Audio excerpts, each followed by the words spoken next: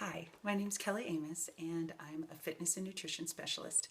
And today's tiny health tip is about learning and about teaching people and experiencing and being open-minded to nutritious foods. I teach a nutrition class at a college, and the title of the class is Nutrition for Health, Exercise, and Sport. And last week I had one of my students come up to me and say, Kelly, I've never learned how to eat healthy. I never learned how to eat. So she just wasn't brought up that way. So far in the class, we've covered digestion, we've covered carbohydrates, protein, the glycemic index, and we're just completing fat right now. And so they're just learning about the macronutrients and what they do in your body and the different types and how you can make healthy choices, and how there's in every one of the macronutrients, there's good choices and there's not so good choices, and then there's bad choices.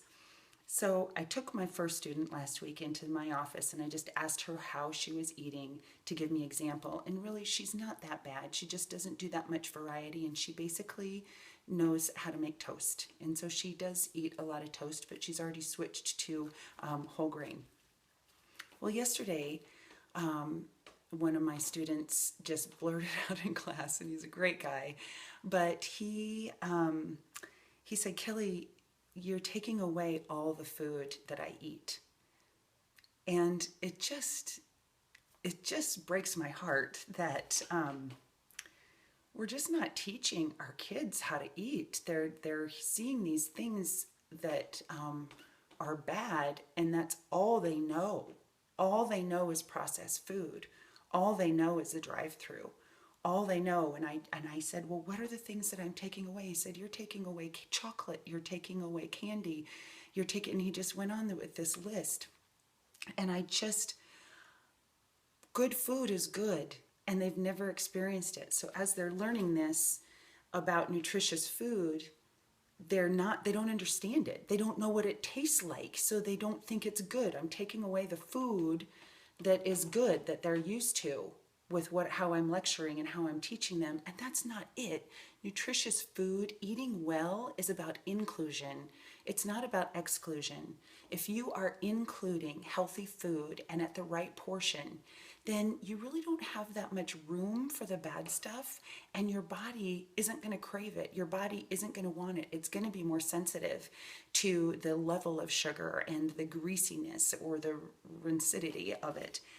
And it really is, if we can just change our mindset, and rather than feeding ourselves with our eyes, our nose, our mouth, and our stomach, it looks really good. It smells so good. That tastes so good. And I'm starving. All of those senses, all of those things can be satisfied. But if you first go to your cells, how is this food going to nourish my cells? Or how is this going to feed my cells? How is it going to affect my cells? Is it going to beat the crap out of my cells, or is it going to make them thrive? And then every single other one of those senses can be pleased. But you just need to know good food tastes good, and be open-minded to it. It's just, you can't be closed-minded to it. I think I'm getting a little on a soapbox here, so I'm going to stop now. But I would love for you to make some comments here about some of the things that you've done, or people that you know, as far as transitioning into a healthier lifestyle, and maybe that will help some people. Also, if you could share this with somebody who might be there, or might have somebody that they know that they could maybe help a little bit.